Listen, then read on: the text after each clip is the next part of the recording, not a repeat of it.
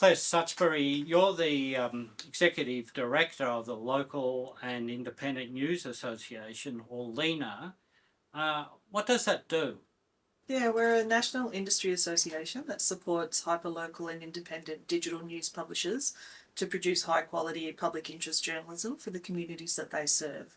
So, in effect, what that means is our member services to publishers is primarily focused on strengthening their public interest journalism, so on capacity building for the sustainability of small newsrooms in particular, and it's about networking and shared services, so generating economies of scale over businesses that would otherwise be doing it alone. How are you funded? Initially we were funded through a grant from the Judith Neilson Institute for Journalism and Ideas. That was for the first year, and then in years 2 and 3 we've been funded through the Commonwealth Government through their Department of Communications. How many members do you have, and what kind of help can you give those local media organisations? So we work with currently 177 newsrooms across the country, so they're in all states and territories, and primarily they're quite small businesses, so we're talking about newsrooms that usually employ sort of somewhere between 3 and 5 people. But some are just one-man bands, some are people who have just started their newsrooms and they're looking for support to help them ease the runway to getting started. And then there are others that have been established for quite a long time, and 10 plus years, and who are well known in their communities. And so our services really are about coming in behind the journalism that they're doing. They're embedded in their communities and they're known within their communities and doing that reporting work. But a lot of people have come into this space with expertise in journalism and communications, not necessarily with business development. So our work is really about helping them to grow new revenue streams and to understand how to develop news products. It's things like, the really uninspiring part of journalism, that's things like discounted defamation insurance and trying to help with pro bono legal advice so that people don't need to self-censor if they're in very small environments. So it's a broad range of really practical advice, HR support, those sorts of things as well. That's much more about kind of the actual running the business side of the work that the publishers are doing. Yeah, that's very helpful. How do media...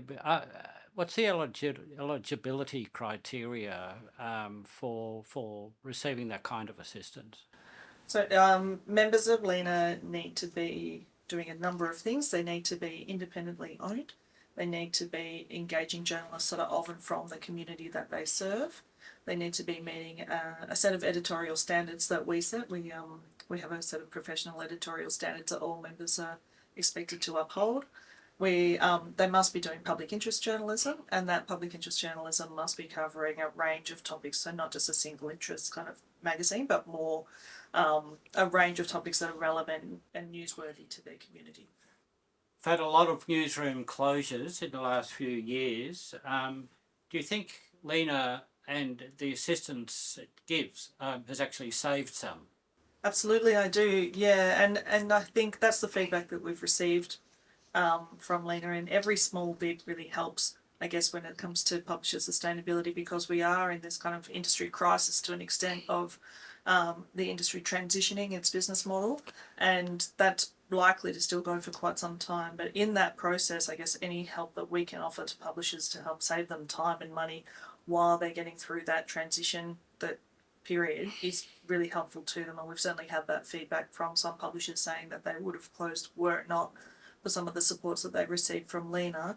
I think we have had some impact in curbing the closure of newsrooms around the country, although that still does continue, and there was a real acceleration of newsroom closures in the years prior to LENA starting. So partly that's the impetus for LENA's existence, is to try to really get behind newsrooms and help them do what they do in their local communities, and that does appear to be working. Do you think the rate of closures of local media has actually slowed?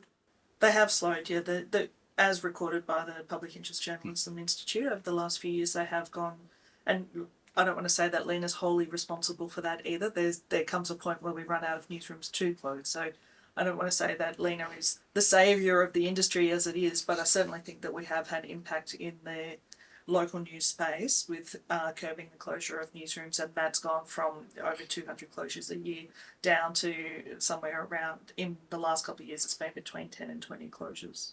Okay, that's great. I note that Anthony Clans, the Claxton and Claxon and Tasmanian Inquirer have received assistance for which they tell me they're very grateful. How many small organisations or individuals are actually doing investigative or in-depth reporting? Well, that's a tricky question to answer, Bill, because I mean, there's a range of different reporting that's happening in a local newsrooms and there and in topic based news. Some of it being the kind of day to day. Here's what's actually happening in the community, which I think certainly has value. That's information that people need to be able to navigate their own lives. And then the work outside of that, that's probably those more investigative, deeper pieces, happens a little more sporadically, but I would say that most newsrooms are working on them from time to time, and they're usually working on those as more long form pieces. We certainly see that in relation to things like environmental reporting that can take quite a bit of time, and researching can be relatively contentious based on particular renewable projects and things like that that we see happening around um, in localized settings, and the addressing of mis and disinformation in different places as well can require quite a lot of investigative journalism to determine what is fact and to be able to correct some mis and disinformation that's floating in communities. So I don't know how we would necessarily put a scale on that, but I would say that of those 177 newsrooms that are members of LENA, that all of them at one time or another would be undertaking investigative journalism in their communities. What's the average amount of your funding? So we're funding really small projects, so like up to $2,000, and that's really just to help resource uh, investigative journalism that newsrooms wouldn't otherwise be able to get to. So it's where newsrooms need to stretch with their resources and do things like freedom of information requests, or maybe look for extra data or things that back up a story, that kind of work. There might be extra photography involved in an investigative piece, for example. Those sorts of things are the things that we can cover under what we call micro grants. We have a partnership with an environmental group as well that help us to provide funding to publishers for environmental reporting. Mm-hmm. So that's specifically looking to generate conversation in communities about different renewable projects, but it really is funding journalists to look into a whole range of different aspects of what might be happening in the environmental space in their areas. And I guess having that through LENA then cuts out any kind of concern about editorial blurring or pressures direct from funder to newsrooms, because there's an interim in between. So they're the kinds of things that we're funding for newsrooms at the moment. A lot of our work is really less about the distribution of cash, even though we are set up to do that where we can, and more about the development of resources and templates and partnerships either way. I note that about 40% of your members have started up, launched in recent years. Do you think that's a trend? We like to think of people as those people as the green shoots, really, of the journalism industry, where people have seen a need within their community, and some of those people have been made redundant from newsrooms that have closed down and have been really passionate about it and decided to start their own thing in their community. And there's been other people who have been frustrated, particularly we saw during the pandemic, by receiving information that was statewide or national, which obviously you need, but not necessarily being able to find information that was specific to their local community, and seeing a gap there. So there's been this kind of emergence of digital newsrooms in particular. Not many have been starting in the newspaper space, just because the barrier to entry for a website setup is a lot smaller than a print run. And also that we're seeing that's where audiences are moving over years. So that's something that we've seen as a bit of a trend. But we are heartened by the idea that newsrooms are starting and now looking to try to address local news deserts as well. We've just launched a newsroom starter kit for anybody who is looking to start a newsroom, just to try to step people through the process and considerations, and how do you set up your editorial standards, and how do you mitigate your risk, and all of the different things that you might need to consider in 10 easy chapters. Basically, it's quite a process. And what are the key challenges your members face? Really, their ongoing sustainability is a major challenge, and where to generate their income. It's an ongoing issue.